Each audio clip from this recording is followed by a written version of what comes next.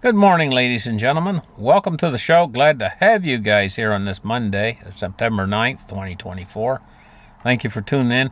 I think I found out what was wrong with my microphone anyway, so I hope it's fixed on this particular show, but I'm sorry that slipped through without me noticing it.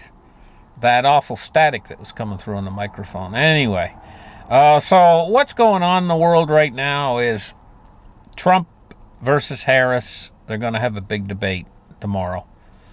On Tuesday, they're going to have a big debate. And, they're so close in the polls and everything right now. Like this article says, it says Harris and Trump are tied in the latest U.S. election polls as it nears Tuesday's debate.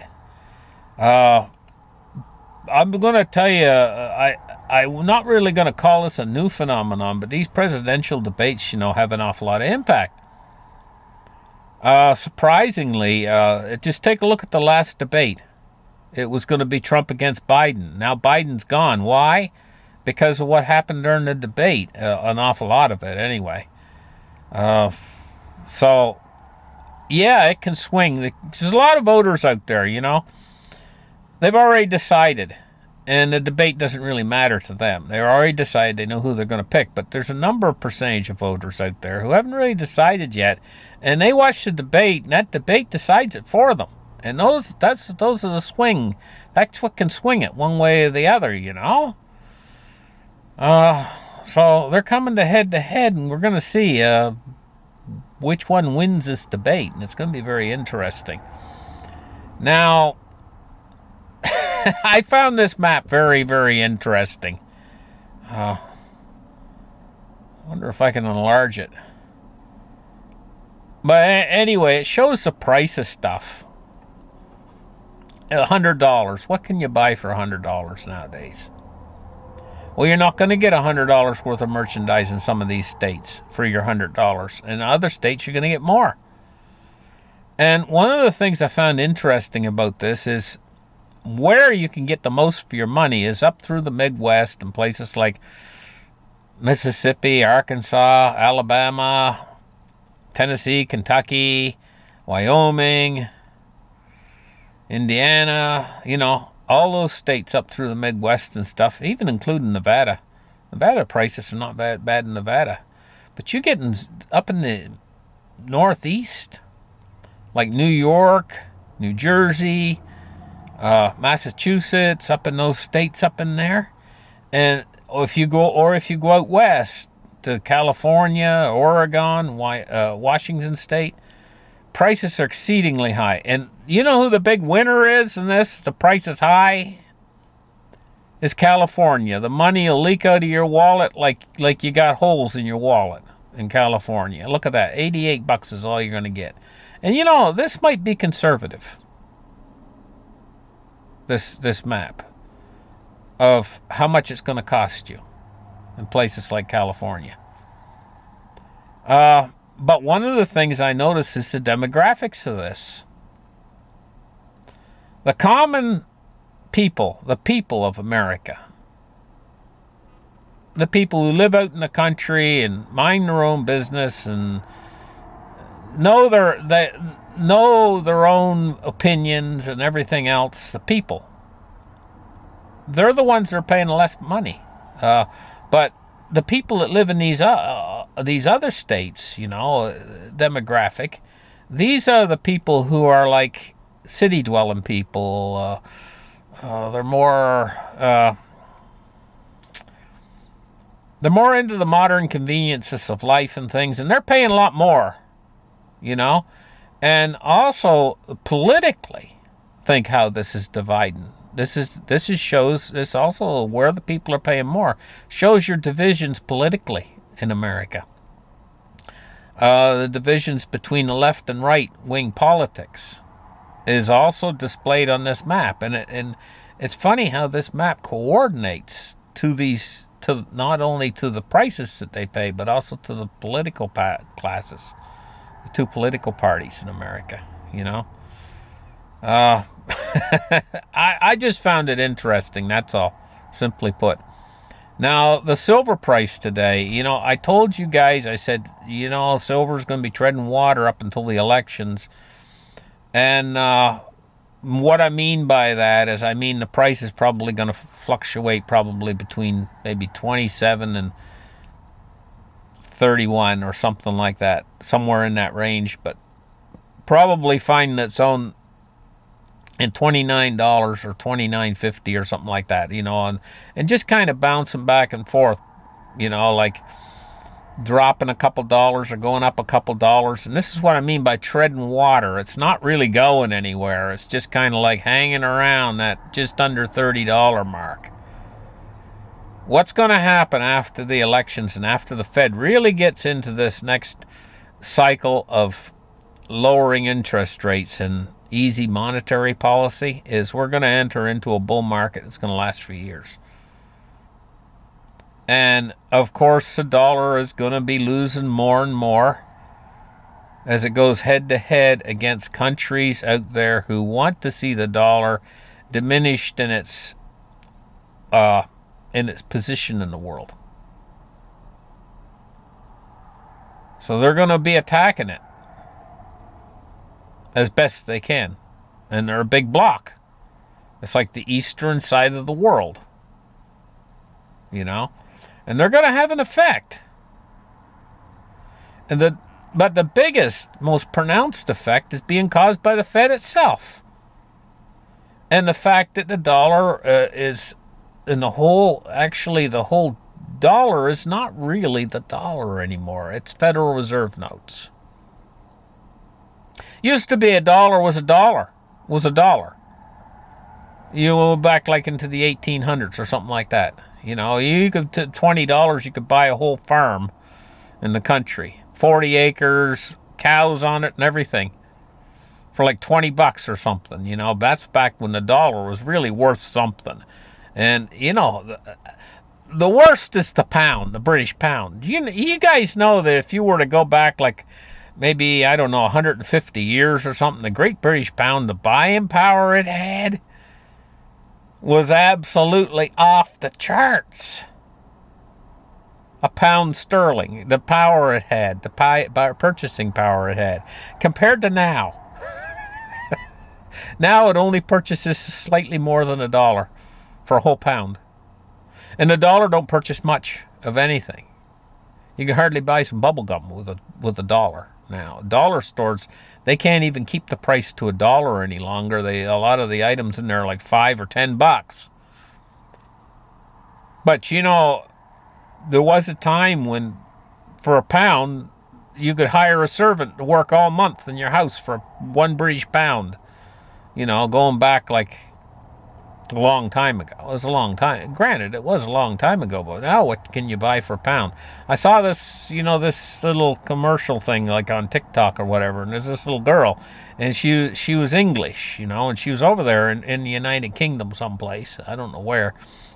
But she wanted an ice cream. The ice cream man was there, tinkling his little bell, and all the kids come in, they want the ice cream cones, And evidently she went over and wanted to buy an ice cream cone for her and her little sister. Well, over in Britain, they call pound sterling now. They call them quid. So she come over to her mother and she was like, he wanted like £9 for two ice creams. And she was complaining, he ain't going to get nowhere with that. Those prices are too high. She complaining about the inflation, But it's just thinking, I watched that on TikTok and I got a little laugh at it. I thought, oh, this is funny, a little girl complaining about inflation in Britain, and her accent was what made it the funniest, because she had such a British accent, such a strong British accent, and how she was complaining about the charging too much for the ice cream cones. It was cute, funny, funny and cute, but at the same time, it's sad. Because there was a time, not so distant in the past, like, it's a long time ago, but there was a time if you had like £9 or £9 British sterling, oh my gosh, what you could have purchased with it. You're practically rich. And now it's so sad it won't even buy a couple kids an ice cream cone. It's just sick. And this is big.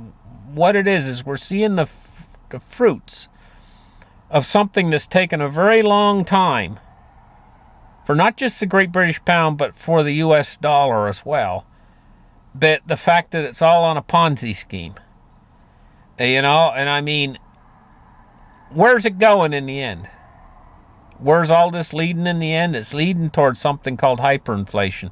And it can't be stopped. It's baked in. Just like Bitcoin has this whole thing baked in now. Where Bitcoin is going to be less and less Bitcoin out there. And they can't make more. The computer algorithm won't allow it. It's baked in. It's hardwired into that there's always going to be less Bitcoin. Well, what's hardwired into the dollar is the exact opposite. It's hardwired into the dollar and into the pound and into all these fiat currencies out there. So the way it's done is they always have to create more and more and more. Because with the dollar specifically, the reason why is because when they create dollars, at the very creation of dollars, there's an interest attached to what that money. So if they borrow, say they borrow $1 million, well, there's interest attached to that $1 million. So the government creates the money by borrowing the money into existence, but they only borrow the $1 million. They don't create that money that's going to be owed an interest on the $1 million that they just borrowed.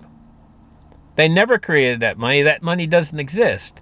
And so as interest accrues on the debt, larger and larger amounts of interest, they have to keep borrowing more and more ahead to pay the interest on the money outstanding. And that accrues. It's interest accrued over long periods of time, and it becomes larger in the end. The pool of money that's owed becomes much larger than the pool of money in existence. And so if they try to pay it off, or if they try to get out of that trap, the system implodes upon itself. And that trap just keeps getting bigger and bigger, and the amount of money they have to borrow into existence to keep paying off the old debt keeps getting larger and larger. And as it does, as that grows, so does the purchasing power go down on the other side of that. So it's something you can never save in. And as that becomes apparent to the public out there, as it starts to move faster and faster in this direction of being worth less and less and less, all of a sudden the public starts to become aware of this at a certain point. And they say, hey, we can't save in this currency because we're going to lose no matter what we do. And we want yield. So in the end, at the very first stages of it, you get so the people become aware of that and they won't save in the currency any longer. Because savings continued right up until, and it's still continuing. I think there's something like $20 trillion being held by all the banking institutions in the United States of America. All the savings of all the people, I think it's like $20 trillion. It's a lot of money. But as they become aware that, hey, we can't do this any longer because we're losing money on this, they start thinking different. They start to think to themselves, hey, my savings there, it's insured by the FDIC, but I need a new car or whatever. And next year, the price is going to be a lot more than it is right now. So I'm going to go out and buy that now. And as more people start to think about that, then the price on these goods and services starts to go up. It starts to chase goods and services. That's the velocity of money starts to increase. And that's a self-feeding cycle. And it can start and it can get out of control very rapidly. Once certain criteria in the financial system are met. And believe me, they're working right now feverishly to meet that criteria, whether wittingly or unwittingly. At any rate, let's move on and talk about this. Bitcoin is at 55,472. Ethereum is at 22.98. And XRP is at 52.9 cents. So all three of these things are all going to take off simultaneously. Cryptocurrencies, gold, and silver. When are they going to take off? Well, It's kind of like pushing a bus. You ever seen a strong man push a bus?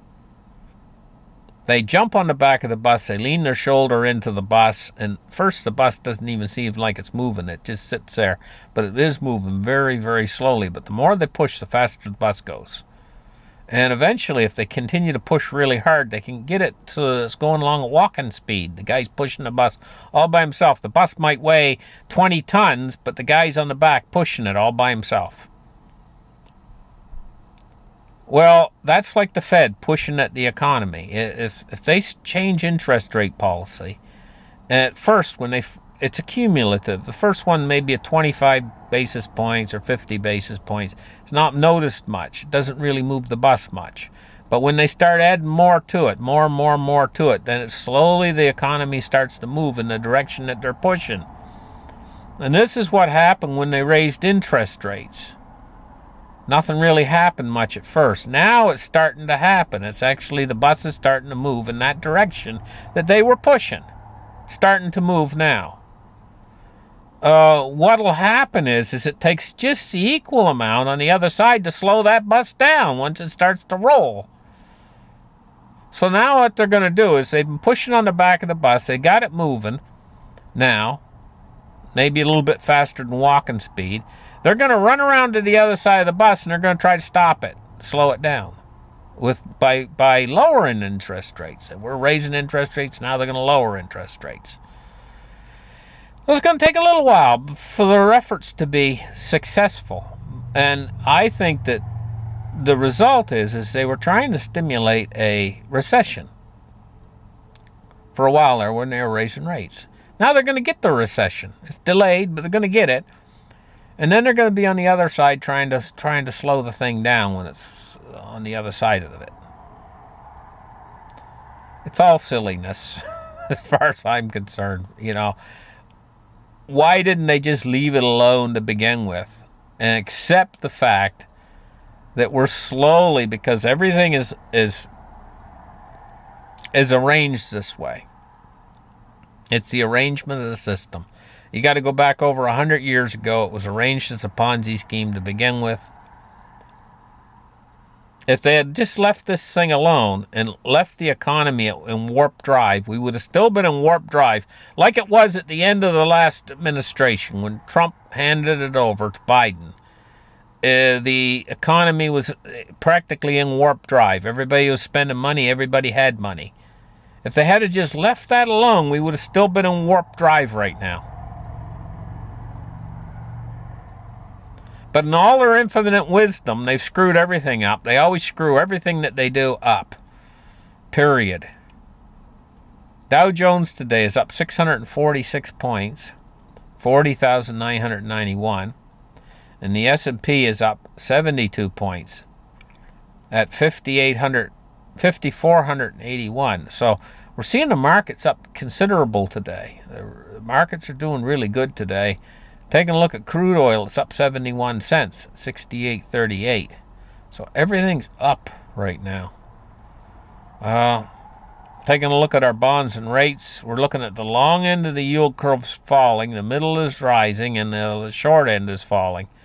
But we're looking at a U.S. 10-year at 3.7. It's fell a half a basis point. And the U.S. 30 years fell 1.6 basis points, and it stands at 4% for the U.S. 30 year.